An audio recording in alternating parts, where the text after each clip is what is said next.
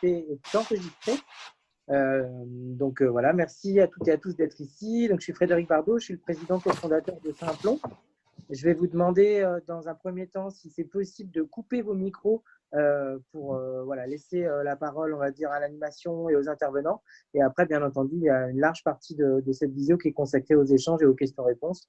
Donc, en attendant qu'on vous donne la parole, vous pouvez aussi poser vos questions sur le chat et aussi, si vous avez des témoignages sur le sujet qui nous rassemble aujourd'hui, c'est-à-dire le recrutement des femmes dans la tech et dans les fonctions IT et dans les métiers techniques du numérique, si vous avez des expériences à partager, vous pouvez en tout cas les décrire sur le chat et proposer de prendre la parole sur le sujet. On vous donnera quelques minutes. Et donc, en attendant, merci de couper vos micros pour ne pas parasiter trop les interventions. Donc, merci à toutes et à tous d'être nombreux. Je ne sais pas, Adèle, si tu peux nous redonner le compte du nombre de personnes qui sont là.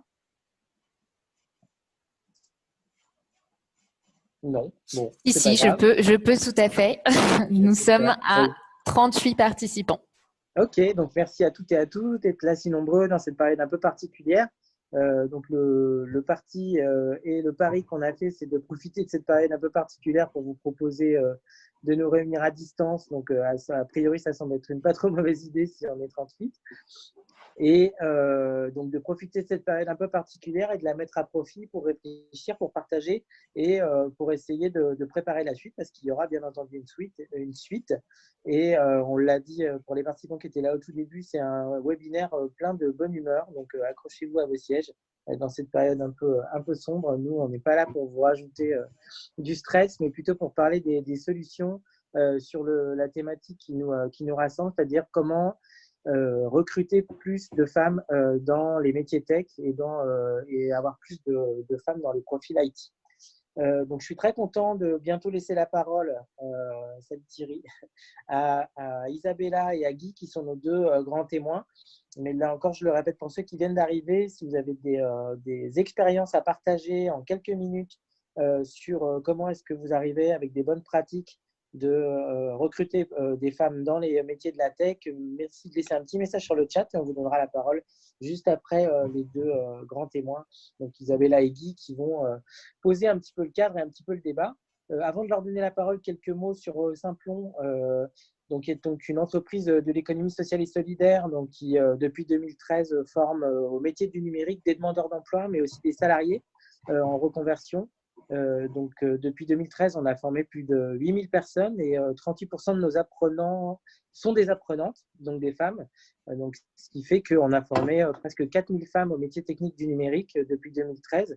Et donc, pour vous donner un ordre de grandeur, par an, c'est entre 1000 et 2000 femmes qui sont formées par Simplon et surtout pas formées uniquement pour être formées, elles sont insérées sur le marché du travail puisque 75% des gens qui font nos formations trouvent des jobs dans les 6 mois après la formation. Donc voilà, c'est plusieurs milliers de femmes qui sont formées et insérées par an par Simplon. Donc bien entendu, avoir 38% de femmes dans nos formations, ce n'est pas le fruit du hasard. Le programme Femmes, c'est un énorme programme à Simplon de plusieurs centaines de milliers d'euros par an en investissement. Pour avoir ces taux de femmes dans nos formations. Donc, ça démarre très, très tôt, puisque ça démarre en milieu scolaire et en milieu périscolaire, avec des ateliers pour enfants. Et ça va jusqu'à l'arrivée dans les entreprises, en passant par nos amis de Pôle emploi, les parents, les prescripteurs aussi, qu'on forme aussi aux questions de genre et à la lutte contre les discriminations et contre le sexisme. On va y revenir. Et bien entendu, on forme nos propres formateurs à toutes ces questions-là pour que nos environnements de formation soient les plus woman-friendly, comme on dit en bon français. Et très récemment, parce que depuis 2013, on entend beaucoup d'entreprises nous dire qu'elles voudraient bien recruter plus de femmes dans la tech, mais qu'il n'y en a pas. Et donc, c'est très compliqué pour elles de les recruter. Donc, il y a un problème de candidates et un problème de pipe. Donc, pour répondre à cet argument-là, à cette objection-là, on a lancé le 12 décembre dernier ce qu'on a appelé un pledge, donc une espèce de mécanisme de promesse où en fait on prend les entreprises au mot et on fédère les entreprises qui veulent s'engager fortement pour recruter des femmes dans la tech et on leur dit si vous avez envie d'avoir des femmes dans vos effectifs IT, dites-nous combien, dites-nous quels sont les niveaux que vous attendez, les compétences que vous attendez Et nous, on se fait fort de les attirer, les sourcer, les recruter, les former et vous les proposer à l'embauche. Donc, ce pledge qu'on a lancé le 12 décembre dernier a réuni 38 entreprises et il y a plus de 200 promesses d'embauche qui ont comme ça été collectées auprès d'entreprises qui ont rejoint ce pledge. Donc, il y en a certaines qui sont connectées aujourd'hui à cette visio. Il y en a d'autres qui certainement vont l'être dans pas longtemps puisqu'elles vont nous rejoindre absolument à chaque webinaire. Et donc, voilà, on essaye de prouver que recruter plus de femmes dans la tech, c'est possible. Mais avant de rentrer un peu dans le vif du sujet, pour éclairer un peu nos échanges, donc j'ai demandé à Isabella de Jump et à Guy Mamoumani de Open de nous cadrer un petit peu la problématique. Donc, je vais leur laisser la parole chacun à peu près une petite dizaine de minutes, en commençant par Isabella. Donc, à toi la main, Isabella. Et n'oubliez pas sur le chat, posez vos questions et proposez-nous des partages d'expériences et de bonnes pratiques en les annonçant via le chat et on vous donnera la parole. Merci et bon webinaire. Isabella, merci beaucoup Fred. Alors, je partage mon écran pour partager les petits slides que j'ai préparés. Voilà. C'est bon? C'est bon, te vois bien. Super. Donc, Jump, en 3 mots, Jump, c'est une entreprise sociale. Comme Simplon, on est tous les deux à Chocafello, Frédéric et moi. C'est comme ça qu'on s'est connus d'ailleurs. Et nous, on s'occupe plus particulièrement de l'égalité entre les femmes et les hommes au travail. Alors, on est des militants, sinon on ne serait pas une entreprise sociale. On essaye de vraiment promouvoir les enjeux de l'égalité professionnelle dans la société en conduisant des enquêtes pour pouvoir créer le débat, alimenter le débat, créer du contenu. Et puis, on crée aussi des outils vraiment pratiques pour les entreprises, mais aussi pour les citoyennes et les citoyens. Et tous ces outils la plupart d'entre eux sont vraiment gratuits. On est établi à Bruxelles, à Paris, mais on agit sur toute l'Europe. Alors, ce qui est important, la période incroyable dans tous les sens du terme qu'on est en train de vivre, ne fait que renforcer la conscience que plus rien ne sera comme avant et tout sera tellement davantage numérique. Mais au-delà du numérique qui va encore plus imprégner nos vies, malheureusement, il va falloir faire avec une crise économique par après. Et donc, il va y avoir pas mal de restructurations d'entreprises. Et les restructurations d'entreprises, ça veut dire quoi? Ça veut dire qu'il y a des gens qui vont rester, des gens qui vont partir, peut-être d'autres personnes avec d'autres profils qui vont devoir être recrutés. Et il faudra faire très, très attention, ce faisant, à la mixité entre les femmes et les hommes. Parce que souvent, les personnes qu'on fait partir des entreprises pendant les restructurations pour faire face à la crise, ce sont souvent des personnes qui n'ont pas les compétences numériques et donc ce sont souvent des femmes. Donc on va voir un petit peu comment on va pouvoir faire en sorte de garder un minimum de mixité dans les équipes et comment on va pouvoir faire en sorte d'attirer aussi davantage de femmes. Alors on sait très bien, on ne va pas vous faire le business case ici de l'égalité professionnelle. On sait que ça c'est un résultat d'une enquête Gender Scan. Seulement en IT, seulement une équipe sur 4 est mixte, plus ou moins mixte. Et on sait qu'elles sont davantage performantes, ces équipes-là. On sait que c'est très important, non seulement pour la performance financière, le taux de rétention des clients, la satisfaction des clients. On sait aussi que c'est très important pour la qualité de vie au travail. Donc, ce sont tous les indicateurs qui sont impactés. Voilà d'autant plus pourquoi, quand on veut attirer plus de femmes dans ces équipes, la marque employeuse est importante. Alors, pourquoi la marque employeuse alors qu'on dit normalement marque employeur? C'est bizarre parce que c'est une faute grammaticale, évidemment, puisque c'est une marque. Mais qu'on est tellement imprégné du fait que l'employeur doit être automatiquement un homme, du coup, on a fait fi de la règle grammaticale et on a dit marque employeur. Donc, je vais remettre un petit peu d'égalité là-dedans et utiliser la marque employeuse. Ce que vous voyez là, les différents chiffres sur l'importance de cette marque, viennent d'une enquête LinkedIn. C'est très, très important pour attirer les candidats, les candidates, du coup aussi, mais également, c'est très important pour les retenir. Alors, les éléments forts de la marque employeuse, ce sont évidemment toutes les opportunités de carrière, tout ce qui est salarial et tout ce qui accompagne le salaire, mais également l'environnement de travail et la culture. Et encore, GenderScan, dans son étude, avait vérifié que par rapport à la flexibilité, par rapport au support des femmes dans leur carrière, à la gestion de carrière, à l'équilibre, aux équilibres de vie, etc. En général, les départements IT, ou en tout cas les entreprises dans le domaine de la tech, sont en général plus outillées, sont en général plus loin. Ben oui, évidemment, elles ont un petit peu plus de mal à attirer des profils, donc évidemment, elles font globalement plus d'efforts. Mais ce qu'on a pu vérifier, c'est que même si globalement, il y a plus de flexibilité, plus de support, plus d'outils pour la carrière, mais on n'en parle pas suffisamment. On ne fait pas suffisamment la différence avec les autres. Donc, c'est très, très important de pouvoir le communiquer. Mais ce qui, par contre, et on va le voir, ce qui est un frein dans la perception des femmes de ces équipes ou de ces entreprises, c'est vraiment le manque de culture inclusive. C'est cette culture geek qu'elles perçoivent comme étant très forte et donc comme étant un frein à leur propre développement professionnel. Juste pour vous dire que le Harvard Business Review l'année dernière a montré un chiffre qu'il y avait moins de 33% des grandes entreprises qui vérifient que leur marque employeuse est alignée avec les attentes de leurs cibles, hein, les personnes qu'elles veulent recruter, et l'expérience de leurs employés. Donc là, il y a vraiment un effort à faire. Alors, les discriminations, comment est-ce qu'on doit faire pour éviter, pour donner les mêmes chances à une candidate qu'à un candidat, pour donner les mêmes chances à des candidats et candidates issus des minorités par rapport au reste? Parce que, en fait, vous le savez, vous avez probablement déjà tous reçu des formations en matière de biais et de stéréotypes, mais c'est fondamental puisqu'on en porte tous. Même moi, je suis imprégnée de ça. C'est quelque chose d'absolument aberrant. Et donc, c'est très important que toutes nos équipes soient formées là-dessus. On a pas mal de biais différents, du style le biais de généralisation excessive, c'est quand on se contente de certaines informations et qu'on en tire des conclusions. Du style, il n'y a pas suffisamment de femmes dans les formations IT, donc c'est que automatiquement la tech ne les intéresse pas. Bah, si ça ne les intéresse pas, pourquoi est-ce qu'on irait déployer tellement d'efforts pour aller les chercher?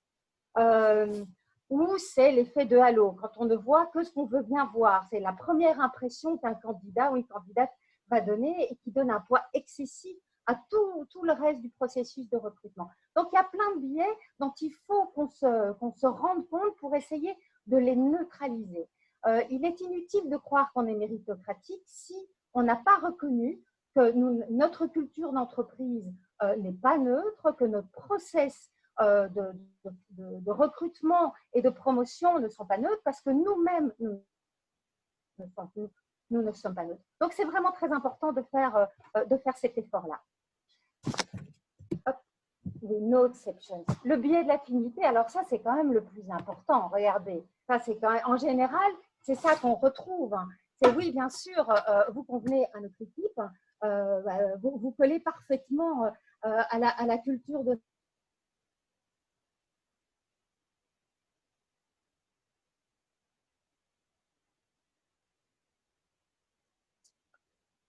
On a perdu Isabella. Elle était bouche bée devant son slide.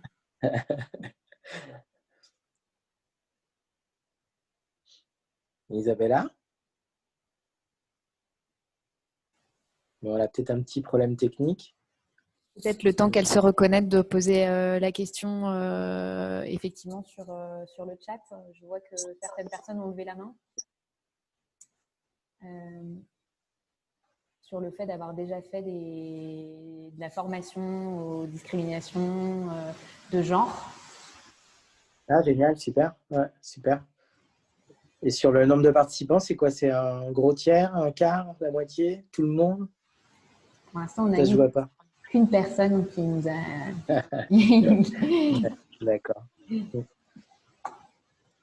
Peut-être en attendant que Isabella nous rejoigne, tu peux remettre le slide Adèle, et peut-être Guy, tu peux nous partager ton témoignage qui est intéressant, bien entendu, mais qui est intéressant à 3 niveaux. Donc, 1, parce que tu es un patron de SN, d'entreprise de services numériques. 2, parce que tu es très engagé sur la question de l'égalité femmes-hommes. Et 3, parce que tu as aussi présidé ou participé à des gouvernances qui décident un peu de l'avenir du numérique en France. Donc, est-ce que tu peux peut-être nous raconter là, en quelques minutes comment tu approches cette problématique-là? Avec plaisir. Donc, je m'appelle Guy Mamoumani, je suis le coprésident d'une ESN, entreprise de services du numérique, qui s'appelle Open, groupe Open, d'environ 4000 personnes. D'ailleurs, il faut dire quelque chose d'extraordinaire que nous sommes en train de vivre, c'est que même avec 4000 personnes dans la société, nous n'avons plus de bureau. Et comme quoi le télétravail va certainement jouer un rôle essentiel dans le futur, hein, quand on voit comment on a pu adresser cette crise grâce au numérique. Bon, ce n'est pas le sujet, mais je voulais en faire une parenthèse. Oui, c'est vrai, j'ai été pendant 6 ans président du Syntec numérique, ensuite vice-président du Conseil national du numérique, et depuis 4 ans, j'ai cofondé avec des amis un mouvement qui s'appelle Jamais sans elle. Oui, c'est un sujet qui m'a très très vite alerté en 2010, lorsque j'ai été élu président du Syntec numérique, parce que j'avais fait la constatation de la faiblesse de la présence des femmes dans le numérique. Donc j'avais créé avec Viviane Chen-Ribeiro une commission qui s'appelle Femmes du numérique, et qui existe toujours au sein du Syntec d'ailleurs, qui est très active, et dont un des premiers sujets a été de faire une enquête pour voir la présence des femmes dans l'industrie du numérique. Alors donc, juste pour donner un chiffre, en 2010-2011, il y avait environ 400 000 salariés et 27% de femmes. Alors, je le répète toujours, quand on dit 27%, on y inclut les fonctions transversales. Donc, c'est sûr que dans le marketing, les RH ou le commercial, il y a beaucoup plus de femmes. Et en fait, globalement, lorsqu'on se fondait sur la technique, on tournait plutôt autour de entre 10 et 15%. Alors, ce qui est très intéressant, c'est que il y a 1 mois ou 2, Jeanne Derscan, qui est une association aussi, a fait la même étude, et que on voit que donc quasiment 10 ans plus tard, alors bien sûr, il y a plus de 450 000 ou 500 000 salariés maintenant dans le numérique, mais on a toujours le même taux. C'est-à-dire que tout le travail qui a été accompli par l'ensemble des acteurs, et j'y reviendrai, n'a pas amélioré la situation. Donc ça, c'est un point déjà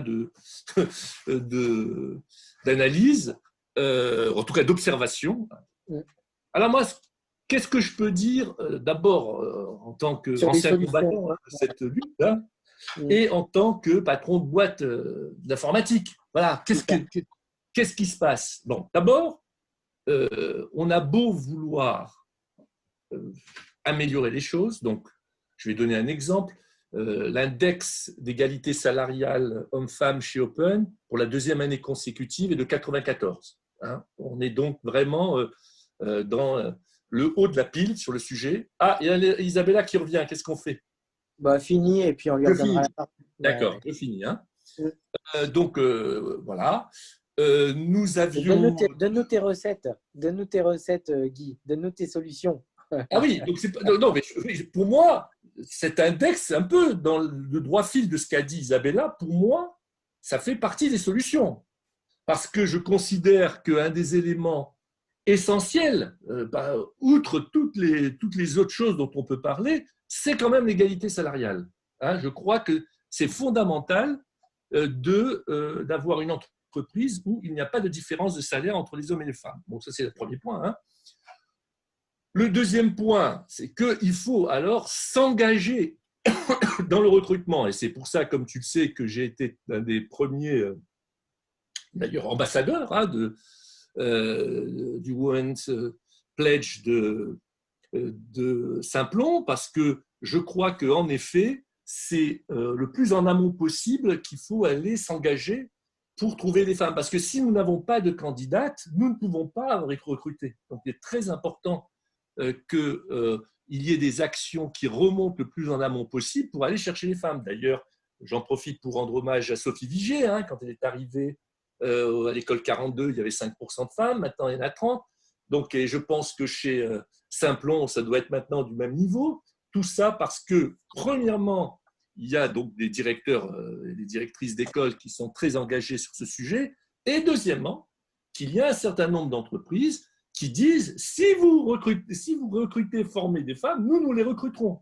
Et ça, c'est quelque chose qui est très important parce que on ne peut recruter que des candidats, que des candidates. S'il n'y en a pas, voilà. Et puis, il y a quelque chose à laquelle je crois beaucoup, c'est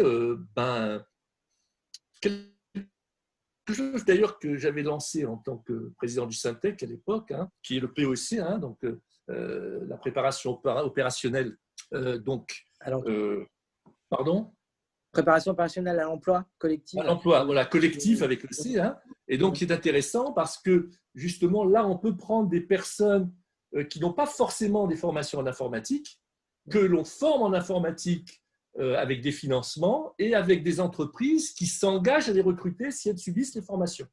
Donc là, on a une panoplie d'actions à réaliser pour que, disons, à assez court terme, on essaye de changer les choses. Et je ne crois que à cet engagement. Et bien sûr, je rejoindrai tout ce qu'a dit Isabella parce que je ne pouvais être que sensible à son dernier slide. Je sais que ça l'a rendu bouche bée, mais son dernier slide est évident. C'est bien d'ailleurs l'objet de Jamais sans elle, ce slide-là, c'est-à-dire comment une jeune fille qui va passer le bac et qui aura une mention très bien avec 17 en maths, choisirait-elle d'aller dans une école d'ingénieur en informatique si chaque fois qu'elle voit une entreprise, un débat ou une table ronde, on n'y voit que des hommes. Donc, il faut absolument là agir d'un point de vue culturel. C'est ça, je crois. Il y a donc d'un côté les actions d'un point de vue culturel, scolaire, le travail qu'a fait Blanquer sur le coding à l'école. Ça, c'est très, très bien, mais c'est long terme. Et puis, le travail que nous faisons ensemble et que nous faisons dans nos entreprises, et d'ailleurs, il n'y a pas qu'Open, il y a de nombreuses entreprises qui sont engagées dans le même sens pour faire en tout cas le maximum pour avoir une présence féminine le plus rapidement possible. Parce que, en quelque sorte, c'est le serpent qui se mord la queue. Tant qu'on ne cassera pas ce cercle vicieux où il n'y a que des hommes et donc pas de candidates, eh bien, on ne changera pas l'ordre des choses. Très bien. Et juste pour redonner la parole à Isabella, faire une petite transition, tu as parlé de l'index Pénicaud, donc du score sur l'égalité homme-femme. Isabella disait que c'était une question de culture et de marque employeuse aussi. Toi, tu penses que les candidates, elles seront forcément naturellement plus attirées vers des entreprises qui ont un score élevé à l'index Pénicaud plutôt que pas? Alors, écoute, Frédéric, tu me poses une bonne question. C'est ce à quoi je crois. Moi, j'ai beaucoup de valeurs sur ces sujets. Et Open est une société qui a beaucoup de responsabilités sociétales et en particulier celui-là. Mais si je dois répondre objectivement, pour l'instant, ce n'est pas le cas. Mais je reste convaincu que ça va le devenir. Mais pour l'instant, je n'ai pas plus de femmes qui viennent chez Open qu'ailleurs parce que Open a 94. Et pourtant, elles devraient. Mais peut-être qu'on n'en fait pas assez la promotion aussi de cet index. Ça, je crois aussi que c'est un point qui est important. Il faut mettre en valeur les entreprises qui ont ce type d'engagement. Parce que ça ne sert à rien si ces engagements qui sont très, très, on va dire, factuels, au bout du compte, on ne le sait pas et puis ça ne porte pas ses fruits. Merci Guy. Isabella, est-ce que tu es de retour parmi nous pour reprendre ta présentation et peut-être arriver un petit peu plus vite que tu pensais à un cas concret, il y a des solutions? Faut que vous me donniez la parole. Voilà, super. Je vais repartager mon écran. Voilà. Hop, hop, hop. Et je vais mettre. Oui, un cas concret, nous, on a travaillé avec Orange, par exemple. On a travaillé avec Orange. Vous m'entendez là? Oui, très bien. Ah, ok, super, parce que je ne me vois plus. Donc, mais ce n'est pas grave. L'important, c'est que vous m'entendiez, que vous me voyez et que vous voyez les slides. Donc, on a travaillé avec Orange parce qu'ils ont un objectif de 35% dans toutes leurs On ne voit pas équipes. tes slides, par contre, Isabella. On ne voit pas tes slides. Ouais, il faut que tu partages ton écran. Ça, c'est bizarre. On est en rodage sur les webinaires hein, pour les gens qui nous ont rejoints. Donc, voilà. Vous essuyez un petit peu les plâtres. On en est désolé, mais c'est… Non, il est marqué que je ne peux pas partager pendant qu'un participant partage. Ah, Vous alors, ne voyez pas. Adèle va nous déverrouiller ça. Alors. C'est bon? Je pense que ça y est là. Oui, sauf que je ne t'entends plus, mais tu m'as dit, j'ai vu oui. Ok, super. Donc, avec Orange, ça c'était une autre entreprise qui est vraiment très, ah oui, merci, qui est vraiment très bonne en matière d'indices et de tout ce qu'elle fait pour attirer beaucoup de femmes dans ses équipes, pour avoir des équipes mixtes. Hein. Donc, il y a un vrai business case, il y a un diagnostic et des objectifs, ce qui est évidemment fondamental pour pouvoir y arriver. Sauf qu'ils se rendraient compte qu'au fur et à mesure que le temps avançait, eh bien, le pourcentage de femmes qui rentraient dans les équipes était stable, voire même diminuait un chouïa. Et donc, ils nous ont dit, on a un problème, on a déjà fait, vous savez, les formations pour la non-discrimination, pour tout ce qui est bien, conscient, etc. Je dis, oui, mais ok, mais il faut recommencer. C'est pas quelque chose de linéaire, c'est en fait véritablement une spirale. Et donc, ce qu'ils ont fait très intelligemment, c'est qu'on a identifié 3 types de publics. Les référents égalité, les responsables du recrutement et de la mobilité interne et les correspondants égalité. Mais et à tout ça, on a mis des webinars pour qu'ils puissent convaincre leurs équipes. On a fait 1 à 2 jours de formation. Chaque fois, il y avait un socle commun et puis on a adapté les outils en fonction de leur fonction, de leur responsabilité dans le processus de recrutement. Et c'était très important. Et par exemple, on a donné une formation sur convaincre les sceptiques parce qu'on se rend bien compte, et avec Fred, on a partagé là-dessus, qu'on peut avoir des RH ou des responsables de diversité et d'inclusion qui sont super engagés, mais ce n'est pas pour ça que des managers de proximité qui finalement vont accepter que les personnes outsiders rentrent dans leurs équipes ou pas, elles sont par exemple convaincues et ont bien compris. Donc, c'est ça qui est assez compliqué parce que les managers de proximité dans les grandes entreprises, il y en a énormément, mais c'est fondamental de les toucher elles aussi. Donc, montrez votre engagement. Vous savez que le langage de vos annonces, le langage des fiches de poste, hein, eh bien, il est sexué. Il y a je vous donne un petit truc pour ceux et celles qui ne le connaîtraient pas. Il y a une app qui s'appelle Textio, Textio, et qui mesure, je crois que ça fonctionne qu'en anglais, mais il faut vérifier, qui mesure si votre message est davantage attirant pour les hommes ou davantage attirant pour les femmes. Donc, ça veut dire qu'il faut faire absolument attention à tout. Et puis, il faut vraiment, vraiment parler de votre engagement pour l'égalité professionnelle, faire la promotion de vos actions, avoir beaucoup d'humilité, reconnaître que vous avez beaucoup d'efforts et beaucoup de chemin à faire, être super sincère, être cohérent par rapport à votre message et vos actions, c'est fondamental, et avoir le plus de transparence possible et justement dans votre communication, mais aussi dans vos process. Il faut que pour toutes ces personnes qui ne font pas partie du mainstream des insiders, donc les usual suspects, c'est très important qu'ils sentent cette sincérité et cette transparence. Alors évidemment, je vais arriver tout de suite à notre enquête. Il faut évidemment aussi cibler le marketing. Alors, il y a attirer plus de femmes, mais il y a aussi, et peut-être que vous ne les avez pas reconnues, vous les connaissez, mais vous ne les avez pas reconnues. Eh bien, ce sont les femmes chez vous, en fait. Ce sont les femmes qui sont déjà employées chez vous. Et c'est comme ça que nous, chez Jump, on a fait une étude. Donc, chaque année, on fait, comme je vous ai dit, des boîtes à outils, de l'échange de bonnes pratiques et des études. Et notre dernière enquête Jump, c'est la perception qu'ont les femmes de leur place dans la transformation digitale. Et on a été soufflés par les résultats. Alors, bien sûr, ce ne sont pas toutes les femmes, hein, comme vous voyez, 1350 réponses, c'est pas mal, mais c'est d'une communauté Jump ou similaires à Jump, c'est-à-dire on appelle ça des career minded, comme probablement la plupart des femmes qui sont sur le webinaire aujourd'hui, des femmes qui vont donner beaucoup d'énergie à leur carrière. Mais en attendant, vous en avez plein les tiroirs dans votre entreprise. Et donc, c'est peut-être intéressant d'aller voir ce qu'elles pensent de la possibilité, si elles n'y sont pas encore, d'aller vers vos équipes numériques. Et voilà les résultats. 94% des femmes qui nous ont répondu sont conscientes du besoin de développer leurs compétences numériques. 81% sont prêtes à les développer ou sont déjà en train de le faire. 40% de ces 91% sont déjà en train de le faire. Et en général, pas du tout avec le support de leur entreprise.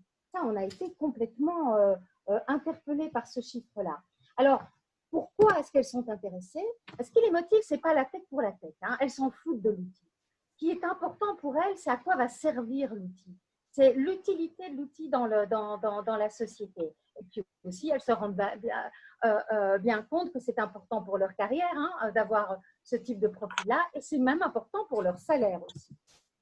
Par contre, comme ce sont des femmes et que vous savez que les femmes globalement n'ont pas la même vie que les hommes, puisqu'elles dépensent quand même 17 heures par semaine de travail non rémunéré en plus que les hommes quand elles travaillent à temps plein pour tout ce qui est travail non rémunéré, donc voilà, le travail domestique, etc.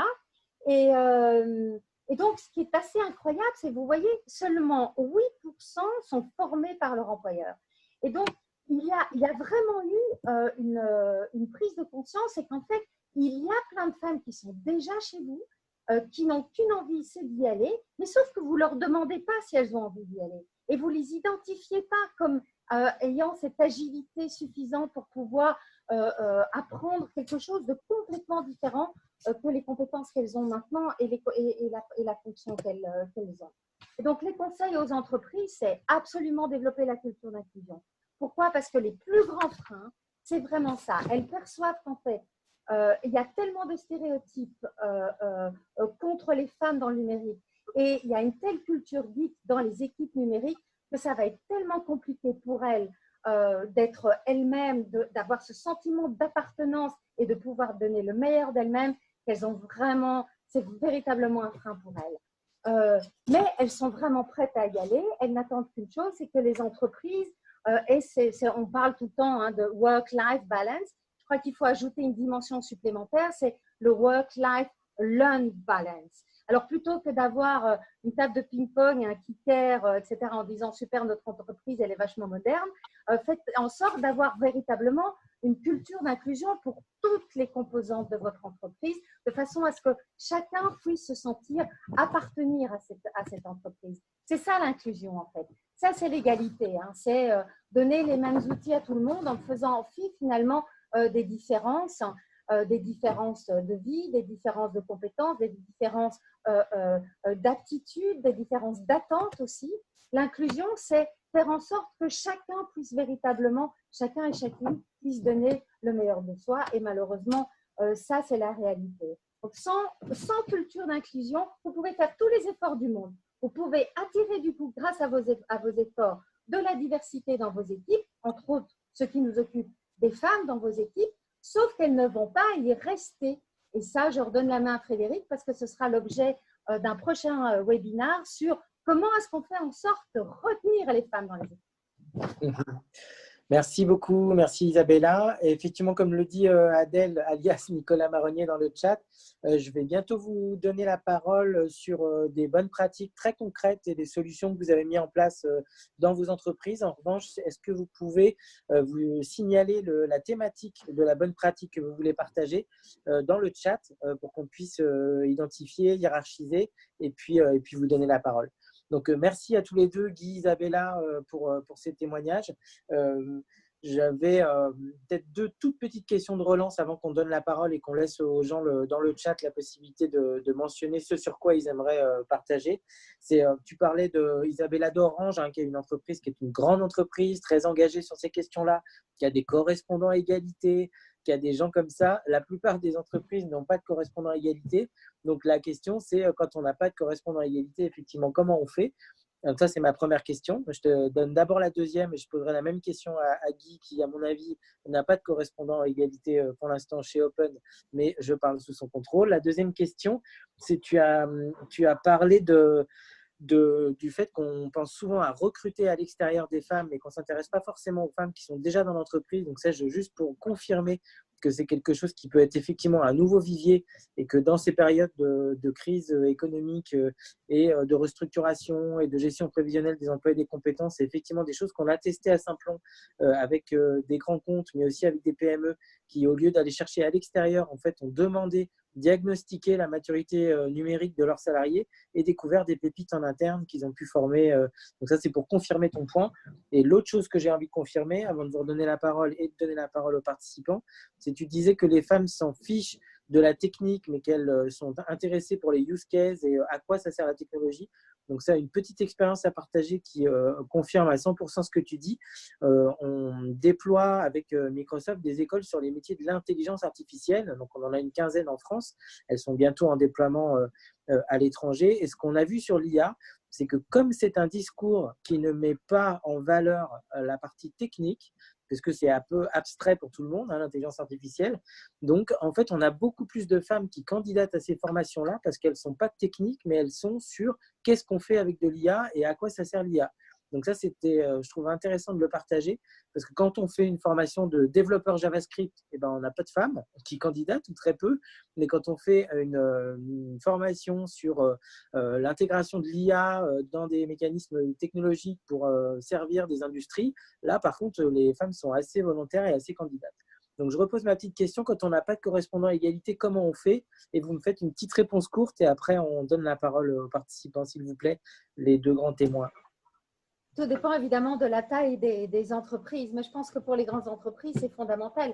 Chez Orange, ça s'appelle correspondant. Dans la plupart des boîtes, ça s'appelle ambassadeur, ce qui est très très bien aussi, qu'importe finalement le nom qu'on leur donne. L'important, c'est qu'il y ait des gens qui soient responsables de vérifier que la transparence justement des processus, le fait qu'on essaye de neutraliser les biais et qu'on arrive aux objectifs. Il faut que les objectifs soient déployés aussi département par département, business unit par business unit. Quand je dis objectif, c'est objectif bien sûr de diversité et de mixité. Et donc, il faut bien des personnes qui soient responsables. Et donc, c'est très important. C'est très important d'avoir ça. Ouais, donc, ce que tu dis, c'est quand il n'y a pas de correspondant à égalité, qu'on les appelle autrement, en fait, la première chose, c'est de se donner des objectifs et après de nommer des référents qui sont susceptibles de suivre la mise en place des objectifs. Exactement. Guy, de ton côté, est-ce que tu as des gens comme ça chez toi ou c'est juste toi? Oui, non. Mais je voudrais quand même faire une petite précision parce que tout ce que tu as dit et ce qu'a dit Isabella, c'est absolument essentiel, mais c'est plus généraliste qu'une entreprise d'informatique. C'est-à-dire que nous, on a besoin de développeuses Java. Tu comprends, Frédéric, toi tu me dis, je vais aller finalement enrober l'affaire en utilisant d'autres termes, en donnant d'autres métiers. Mais au bout du compte, moi, j'ai besoin de milliers de développeurs Java. Alors moi, mon problème, c'est quand même que ces métiers-là redeviennent attractifs. Alors, je le répète, pour moi, déjà, il y a un problème de salaire. Et en effet, on l'a vu que même d'un point de vue général, dans l'étude d'Isabella, le salaire, ça vient quand même, c'est essentiel. Mais il y a aussi le problème des carrières, puisque c'est aussi l'autre point essentiel. Il faut montrer que dans l'informatique, il y a des carrières intéressantes, bien payées, évolutives et qui s'adressent à tout le monde. Et pour finir, je rajouterai que l'expérience que nous sommes en train de vivre avec le télétravail est très intéressante dans ce sens-là, parce qu'il montre que c'est quelque chose moi, auquel j'ai toujours été attaché, que j'ai développé dans mon livre, hein, c'est on doit pouvoir travailler où on veut, quand on veut. Voilà. Et c'est ce qu'on est en train de montrer. Ça paraissait, il y a encore un mois, tellement utopique, et qu'aujourd'hui, on montre que c'est tout à fait réalisable. Bien sûr, il y a beaucoup de progrès à faire. Bien sûr, il y a une réalité à laquelle nous sommes confrontés. Mais malgré tout, là, on a une autre façon de percevoir le travail qui, à mon sens, va être formidable pour l'inclusion des femmes dans ces métiers, mais aussi pour attirer aussi plus d'hommes, puisque je crois que c'est un sujet qui concerne autant les hommes que les femmes. Et j'ai vraiment une foi dans ce sujet-là pour transformer les choses. Mais je réinsiste pour finir que moi, je veux des développeuses Java, des développeuses Angular. Il ne faut plus que ça se devienne un gros mot et que ça effraie les femmes. Parce que je peux te dire que c'est là qu'il y a beaucoup de boulot. Et même dans l'intelligence artificielle, j'entends bien ce que tu as expliqué sur les métiers autour de l'intelligence artificielle, et c'est vrai. Mais enfin, on a besoin de data scientists, on a besoin de personnes qui connaissent bien les langages d'intelligence artificielle, c'est très technique. Donc, je suis pour une réévaluation des métiers de la technique. Voilà, je suis pour que cette image change. Et attention, quand je dis, je ne suis pas dans le yaka faucon, hein, parce que je pense que les premiers concernés sont les entreprises. Les premières concernées sont les entreprises. Ce sont elles qui doivent remettre en cause leur processus, leur organisation. Et j'y inclus tout ce qu'a dit Isabella, pour que ces métiers-là redeviennent bien, attractifs. Merci beaucoup, Guy. Donc, le moment est venu. Désolé, on pensait qu'on serait un petit peu plus court sur les présentations, mais de toute façon, on refera un webinaire, mais on va vous donner la parole. Donc, si vous voulez bien, si vous êtes sur la partie application, levez la main et puis on vous donnera la parole. Comme on va essayer de donner la parole à plusieurs témoignages, ce sera des témoignages assez courts, de 3 minutes. Je sais que c'est un petit peu dur, mais pour le coup, voilà, ce sera un gage de diversité aussi dans les feedbacks. Donc, qui a envie de partager une bonne pratique ou une solution qu'il a mise en place, il ou elle a mise en place dans son entreprise pour augmenter le nombre de femmes sur des métiers IT. Donc, même si c'est des développeuses Java ou Angular, hein, comme disait Guy. Est-ce que quelqu'un veut partager ses tips avec nous?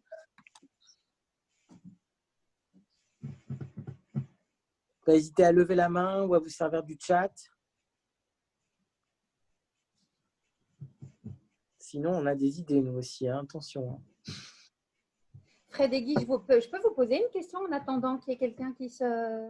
Ouais, vas-y, fais court. Ouais.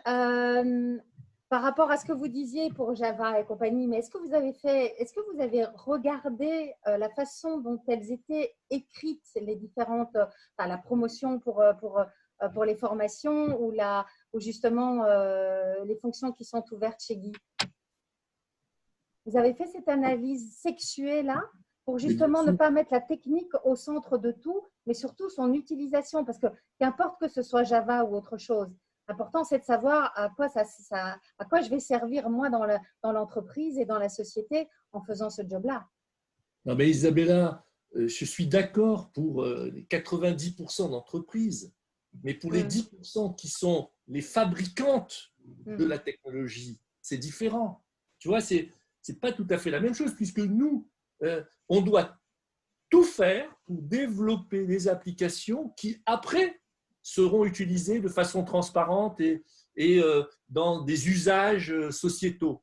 Mais nous, on est des fabricants. Donc, il y a un moment où il faut qu'on puisse attirer. Alors là où je te rejoins, c'est qu'on le faisait très mal, mais on progresse beaucoup. Je vais donner un petit exemple.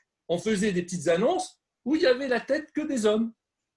Évidemment, je dis, c'est basique ça, hein, mais comment veux-tu recruter des femmes si dans ton annonce, tu vois qu'un homme? Voilà. Donc, il y a des choses comme ça qui sont en train d'évoluer. Et en effet, dans l'explication, la description des métiers, montrer que ce n'est pas forcément des métiers de geek, mais un métier de développeur, ça reste un métier de développeur quand même. Il faut avoir une très forte compétence technologique. Et objectivement, il n'y a aucune raison que ça soit fermé aux femmes. Aucune. Hein. Et d'ailleurs, combien de fois je l'ai répété que quand j'ai commencé mes études, il y avait autant de femmes que d'hommes, que maintenant, dans des tas de pays, en Indonésie, en Inde ou ailleurs, en Amérique du Sud, il y a autant de femmes que d'hommes. Donc, ce n'est pas une question de genre. L'informatique n'a pas de genre. Mais encore, et là, je te rejoins tout à fait, il faut que nous apprenions à faire passer ce message-là. Et pour l'instant, non. Dans le passé, c'était un échec total. Maintenant, on progresse. Un petit partage tout à l'heure, tu as évoqué les POEC, Guy, et toi, Isabella, je vais vous réunir dans une solution, si on n'en a pas d'autres de la part des participants, mais je pense qu'ils sont juste un peu timides, donc voilà, c'est pour les engager à ne pas l'être. Tu as parlé des POEC. On a juste… Juste Fred, on a une participante qui a levé la main, donc Madame Coutard, voilà, si tu juste après cette intervention-là. Je lui donne la parole juste après là. Ok. Ouais, absolument. Ouais. Donc, Guy a parlé de POC, Isabella a parlé du fait qu'il fallait engager les managers de proximité et justement les POE, qu'elles soient individuelles ou collectives, mais collectives, disons, c'est un très très bon moyen d'embarquer les managers de proximité puisque dans une POE, effectivement, comme l'a décrit Guy, mais je le redis pour ceux qui ne sont pas familiers de ce mécanisme, une entreprise qui a des promesses et des intentions d'embauche sur des profils numériques le déclare et se met en partenariat avec un organisme de formation qui va former des demandeurs d'emploi sur les compétences attendues. Et à ce moment-là, la promesse d'embauche et l'organisme de formation permettent de débloquer des fonds de Pôle emploi et des OPCO pour pouvoir former les demandeurs d'emploi aux métiers, aux compétences qui sont attendues par l'entreprise. Et là où c'est possible d'embarquer assez facilement les managers opérationnels, c'est que quand l'organisme de formation source les demandeurs d'emploi qui sont volontaires pour faire cette formation alors qu'ils ne travaillaient pas dans l'informatique pour devenir des informaticiens et plutôt là en l'occurrence des informaticiennes, à ce moment-là, les managers de proximité peuvent être associés au recrutement dès le début de la formation. Ils peuvent intervenir pendant la formation et bien entendu, après, c'est eux qui récupèrent les jeunes femmes ou les moins jeunes qui ont été formées. Donc ça, c'est un bon moyen assez économique en plus puisqu'il y a des financements qui sont assurés de la part des branches et de l'État pour pouvoir recruter plus d'informaticiennes. Donc, madame, on va vous donner la parole. Donc, si vous avez levé la main, Adèle, je te laisse faire. Oui, alors Madame Coutard, et puis après, ça sera Aurélie Suroca. Super. Oui, bonjour. Bonjour. Nathalie Coutard, donc je travaille chez Arkea et je voulais citer en exemple une des fintechs avec laquelle on travaille, donc Mangopé, ses équipes techniques sur la partie culture. C'est une fintech qui est dirigée par une femme avec une CTO femme. Donc ça doit aider un petit peu. Mais quand on regarde notamment par exemple les annonces de recrutement pour les profils tech dans cette fintech, c'est vraiment un langage très inclusif, je dirais. Enfin, en tout cas, ça marche. Et très récemment, notamment, ils ont recruté pour leader leur équipe data un profil féminin aussi. Et voilà. Donc, quand on regarde leur équipe, elle est vraiment très, très diverse. Et au niveau d'Arkea, au sens large, pour revenir sur les pratiques, plutôt sur un grand groupe, du coup, c'est ce que je mettais dans le chat. Du coup, on a un engagement de former tous les salariés au biais inconscient. Et en fait, c'est assez chouette ce qui se passe parce qu'on a été formé d'abord par un cabinet, mais maintenant, chaque salarié forme ses collègues. Et il y a une vraie diffusion de pratiques et de partage au sein de la société. Voilà. Génial, merci pour le témoignage, super. Donc effectivement, les rôles modèles, hein, quand on a une CTO femme, c'est certainement plus facile d'attirer des collaboratrices. Mais le fait d'avoir formé des collaborateurs aussi aux questions de genre, c'est avec une cascade après pour qu'ils se forment entre eux. Super bon témoignage et super bonne pratique. Génial, merci beaucoup. La deuxième personne qui voulait prendre la parole?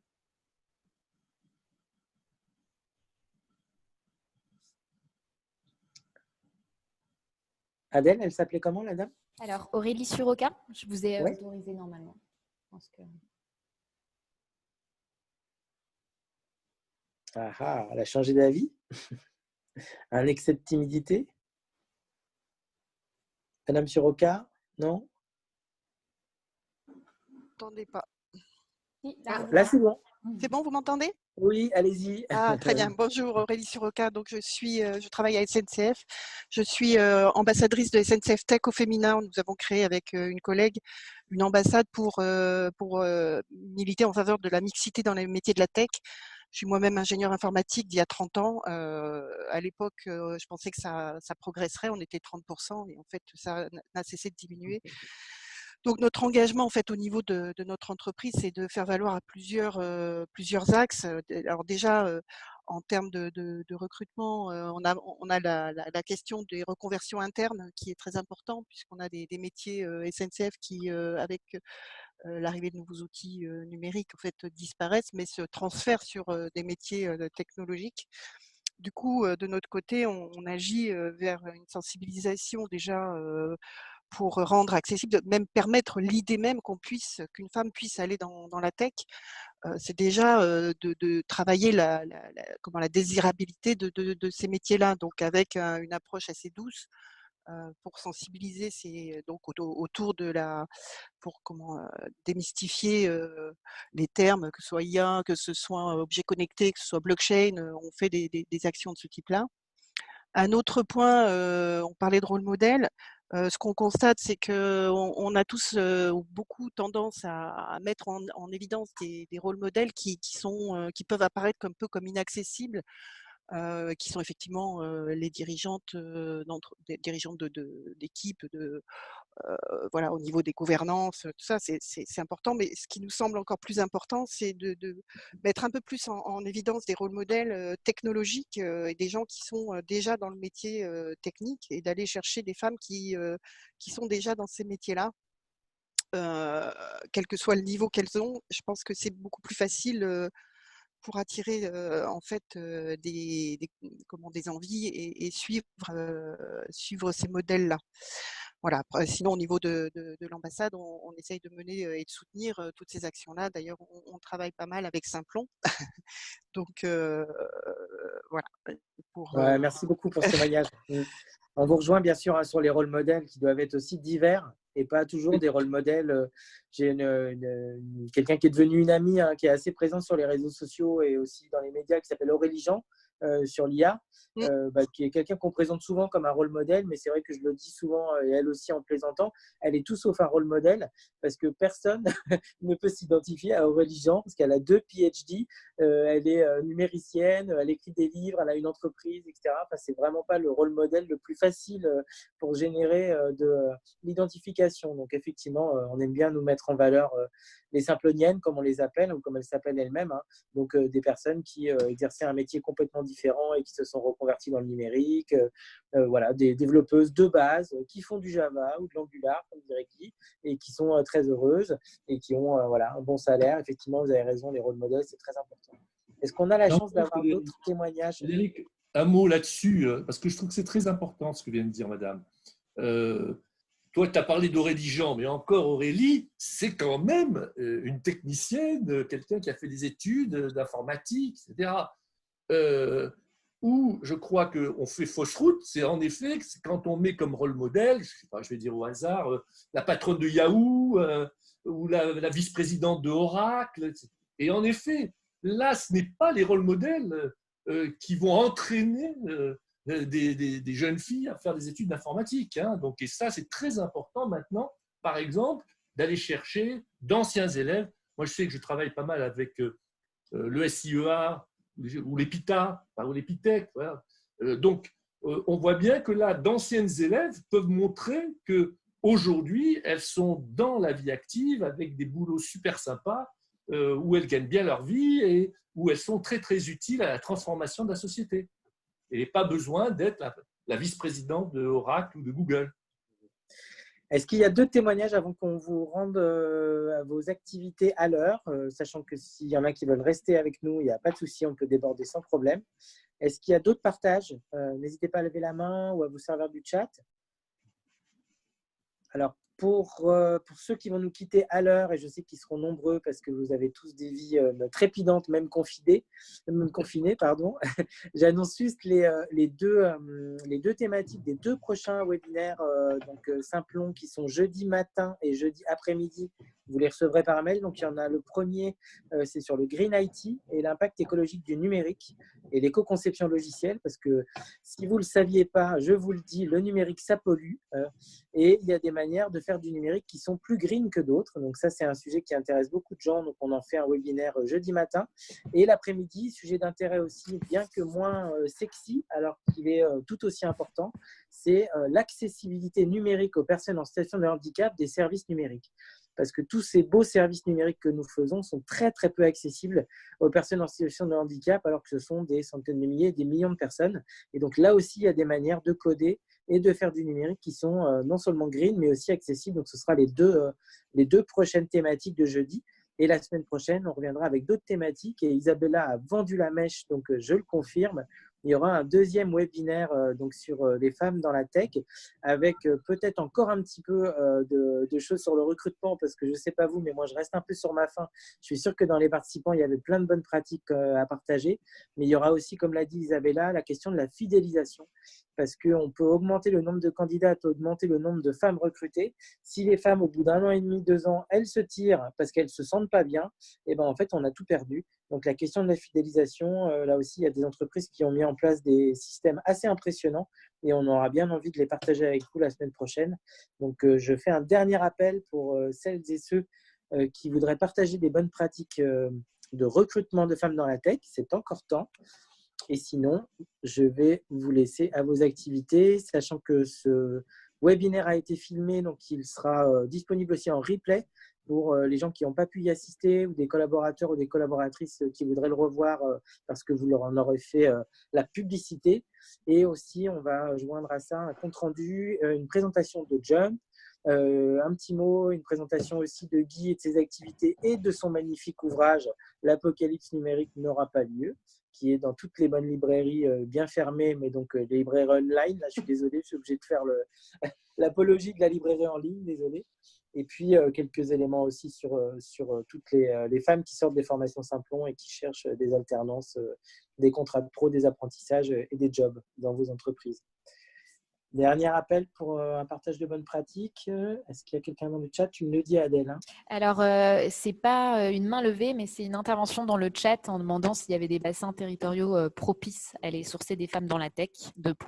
La Creuse, par exemple. Est-ce que vous avez des idées là-dessus? Alors, pour trouver des femmes dans la Creuse ou pour trouver des entreprises qui recrutent des femmes dans la Creuse? Pour aller sourcer. Non, mais on peut trouver des femmes dans la Creuse, même si elles ne travaillent pas forcément dans la Creuse. Absolument. Et, là, et en plus, moi, je rajouterais quand même quelque chose vraiment que je trouve très, très important, sur lequel Simplon est très actif, ce sont les quartiers difficiles, voilà, qui sont et les zones vraiment aujourd'hui des des compétences de toutes sortes, en particulier des femmes, et qu'on retrouve après dans nos entreprises. Et moi, j'en suis très fier parce que, objectivement, en plus d'être une entreprise qui aide à la transformation de notre société dans ses offres, dans ses recrutements aussi, on joue un rôle d'inclusion très important, puisque malgré l'étude sur laquelle je suis très, très, très sceptique, où on a mis en épingle 2 entreprises du numérique, je peux dire que s'il y a vraiment un secteur où on est tout à fait vraiment ouvert, inclusif, c'est bien les ESN et les entreprises du numérique. Donc, je suis un peu piégé par la Creuse parce que Simplon est très présent en ruralité. Donc, on est, je pense, on est en Corrèze, on est en Charente-Sud, on est à Clermont-Ferrand, mais nous ne sommes pas encore dans la Creuse. Donc là, je suis piégé, donc je m'avoue vaincu. Mais ce n'est pas faute de vouloir, en tout cas, couvrir ces zones qui le méritent bien d'école Simplon. Donc, pour le coup, voilà, suite au prochain épisode pour la Creuse, mais moi, je dis chiche. Et pour vous rendre à vos activités à l'heure, donc je vous remercie toutes et tous de votre participation, aussi nombreux et nombreuses. Merci à Isabella et à Guy qui ont été nos grands témoins et nos aiguillons avec leur caractère et leur engagement depuis de nombreuses années sur cette thématique-là. Merci à tous les participants et les participantes. Merci à la team d'avoir organisé ce webinaire. Donc, je vous donne rendez-vous pour le replay et aussi pour le compte-rendu que vous allez recevoir par email. Et je vous donne rendez-vous pour les prochains webinaires. Ne manquez pas le programme. On reviendra vers vous par mail sur le Green IT, l'accessibilité numérique et la revanche du webinaire sur les femmes avec la suite après le recrutement, la fidélisation. Voilà, merci à toutes et à tous. Bravo à l'équipe. Et puis à très bientôt. Et restez bien confinés et en sécurité. La santé, c'est ce qui est le plus précieux. Et il n'y aura pas de numérique sans personne pour le faire bouger. Donc voilà, restez bien au calme et bon courage. Ciao. Merci à tous.